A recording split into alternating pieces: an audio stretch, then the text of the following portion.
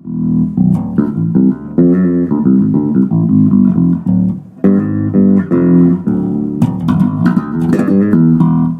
like for all the frequencies of the instrument to be at an even volume, meaning I like the low notes to be as present and hear them clearly as the high notes. So I like I like everything to be even and flat sounding. And to me, that's what this instrument has. It has kind of a transparent sound. I can hear all the notes at the same volume. And the other thing I like about it that's important to me is that I don't like having to constantly be fiddling around with the knobs. That gets on my nerves and interferes with me when I'm trying to play music and when I'm trying to groove. I don't like to be playing and then have to stop playing and start thinking about fiddling around with my knobs and then get back to the groove and constantly fiddling around with the knobs. It drives me nuts. And when I hear somebody doing that, it drives me nuts too, because their attention is taken away from the groove and it's on the instrument. I like it to where I can set the instrument in one place and play a lot of different techniques with my right hand, and they all sound good. And this is, this bass for me, it works well for that. I can play like just a regular.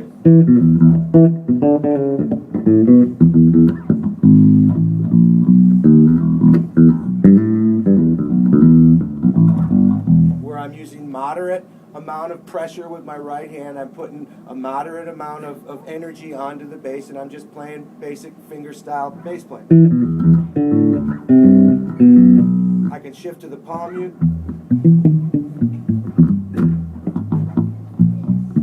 If I want to do some double thumbing. If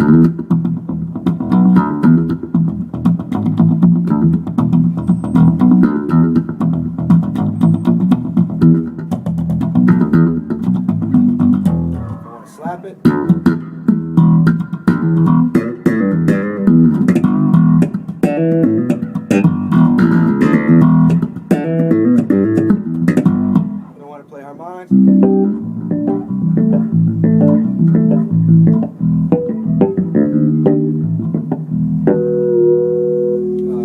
If I want to play with a pick,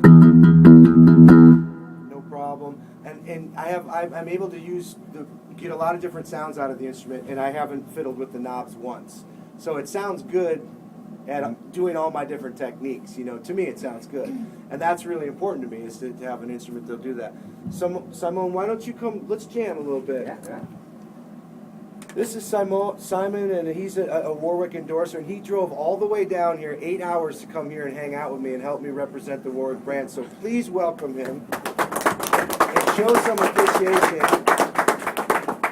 because I'm really honored and thrilled that you come down here. I'm honored to be here with you too. I'm a huge fan of his playing. We have YouTube videos, and we both have styles that I think complement each other. We're kind of sewn from the same cloth. So we're gonna just jam. We don't have anything planned, and that's what's cool about it, I think, is we're just gonna jam. So we'll just funk out a little bit. How about I'll start with we'll do it in the key of E.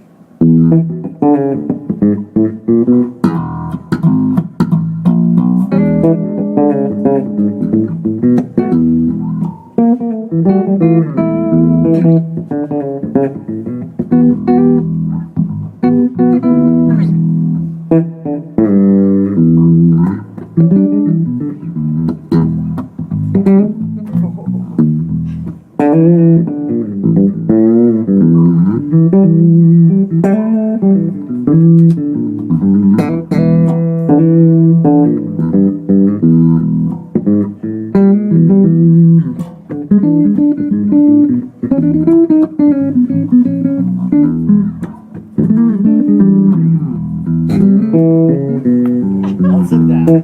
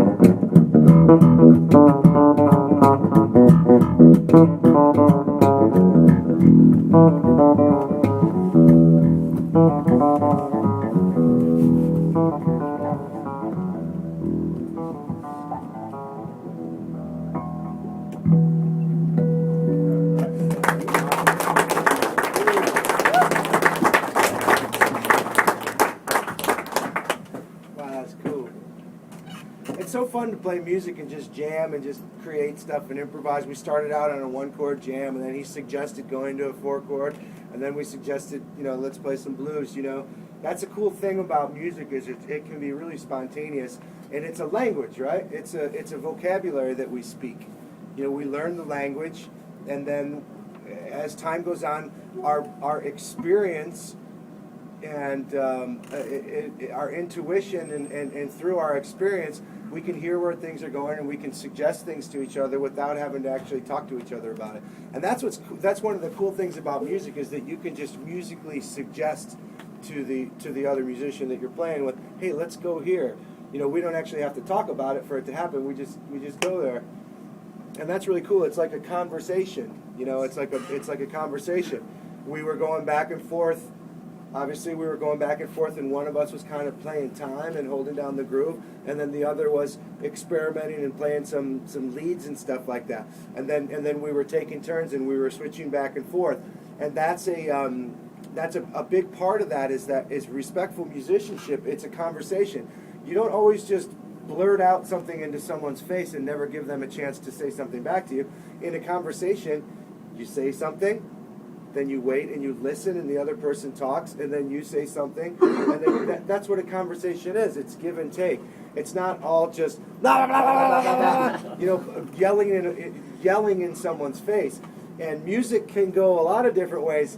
And when you feel like you're playing music and someone's just yelling in your face and not giving you a chance to say anything, it's not very fun or rewarding. It's a drag. But it's really fun when you can find musicians to play with, and it has that element of respectful musicianship where it's a conversation. You know, it's going back and forth.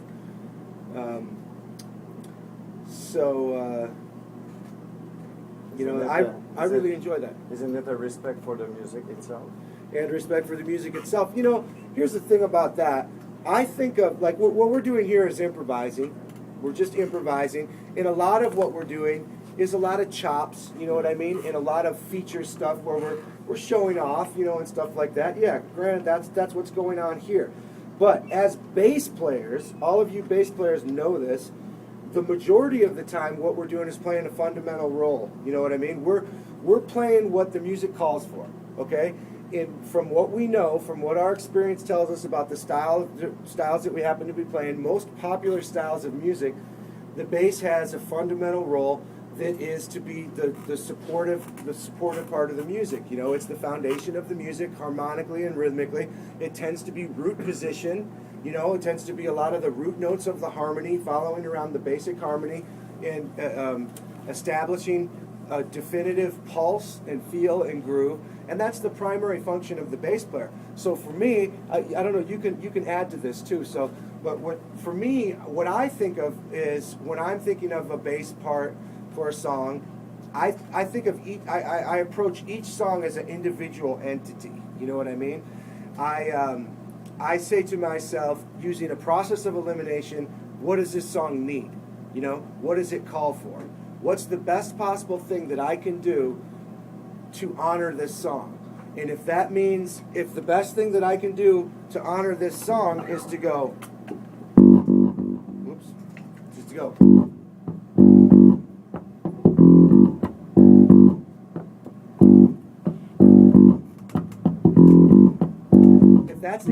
If that's the thing that song calls for, and that's the thing that's going to make that song pop off the best, then that's what I do. I don't get hung up on a need to go.